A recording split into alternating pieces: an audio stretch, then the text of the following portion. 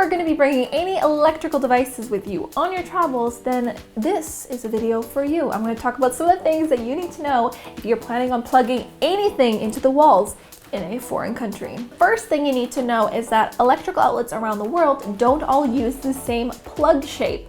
There are over a dozen different plug shapes that you could be plugging your electronics in various outlets around the world. Now, the reason why there are so many different plugs around the world goes back to the 19th century when electricity first came into households. Each manufacturer of those countries developed their own plugs and sockets, and there wasn't a need for a universal adapter because the only electronics people had were lights at the time, and they weren't traveling with their lights. So that is why there are so many different plugs out there, and the cost to just replace them all at this point is just too expensive. Now, although there are so many different plug shapes, you're only really going to be dealing with a few in most of your travels. So you have your North American plug, your Australia, New Zealand, parts of South America plug, your Europe plug, and your UK.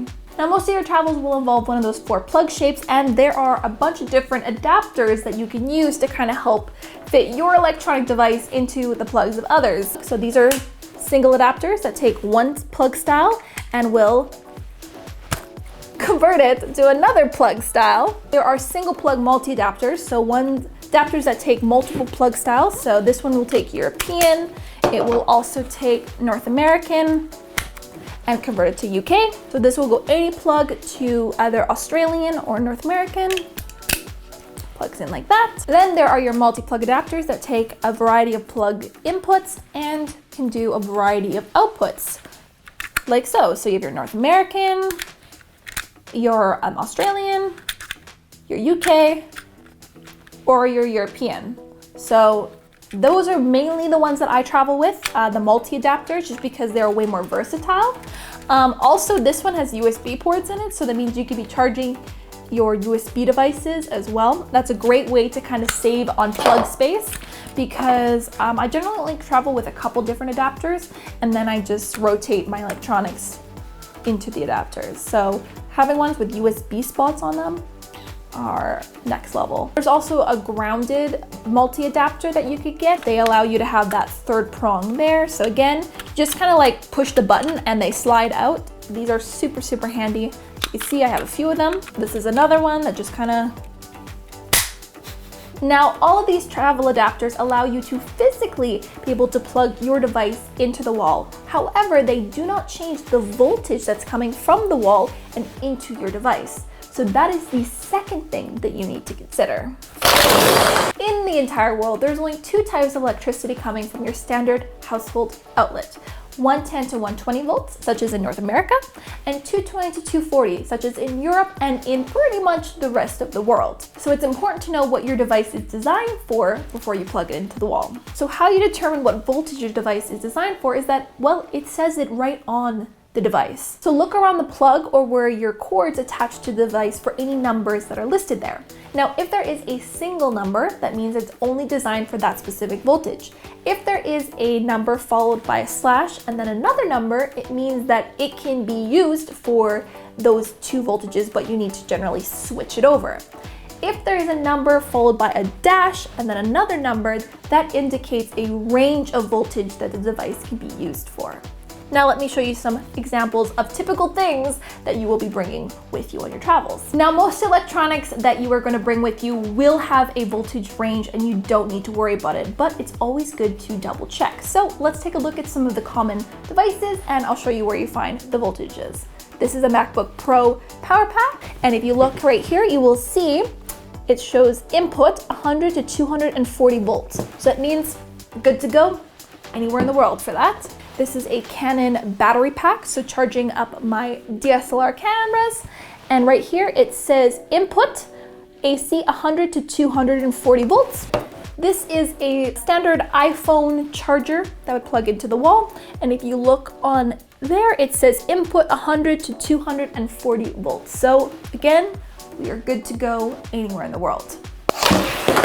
Another space-saving option for you, if you don't want to be carrying a bunch of these things around for all your electronics, is to get a multi-USB adapter. So it has multiple different USB outputs and you only need one input to the wall. So you only need one of these and you can plug in a whole bunch of USB devices. Phones, cameras, tablets, they all go through USB, so these are a great option for you. Other electrical devices. Now this is where you gotta be a bit more careful with your voltage levels because this is how you blow fuses and destroy your devices. So this is a hairdryer. It is a travel specific hairdryer, and if I look right here, it will show that I have two voltages, so 125 and 250. So if I am traveling in North America, I will have the switch flipped over to 125, and if I'm going to Europe, I will switch this over to 250 volts. And so this will be compatible with me when I go on my travels, but I do need to manually switch that over.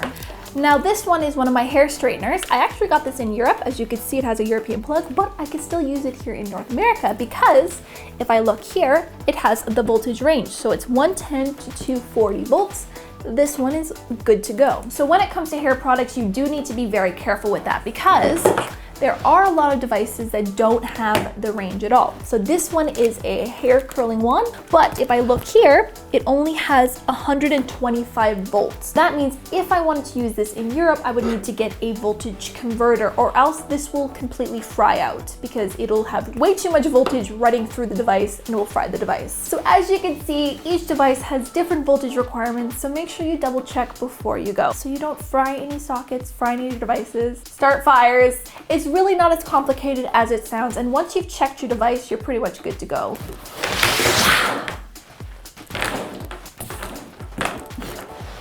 And the third and last thing you need to know is wattage, which is how much total power the device is consuming. So this is mainly an issue when it comes to hair products. So hair dryers or other curlers or straighteners, because they consume a lot of power. So this hair dryer is rated for 1875 watts and this adapter is only rated for 750 watts. So if I plugged it in to the wall like that, I could melt this adapter. This adapter can't handle the amount of power this hairdryer draws. Now this adapter is rated to 3,250 watts. So I can plug my hairdryer into this adapter, no problem. Side note, if your device doesn't show the wattage right on it and shows the amps instead, all you need to do is multiply the volts by the amps and you'll get the wattage. Now I know this is a lot of information, but it really isn't as complicated as it sounds. Once you've gone through your electronic devices once, you'll know if it's good to go for the rest of your travels. Then it's just a matter of purchasing the different adapters or a multi-adapter for the countries that you're going to. Thank you so much for watching this video. If you enjoyed it, please give it a thumbs up and let me know down below in the comments if there are any other topics of this sort that you would like me to cover in a future video. Also, don't forget to subscribe if you aren't already. I post new videos each week, and I'll see you guys again in a few days' time with another video. Bye!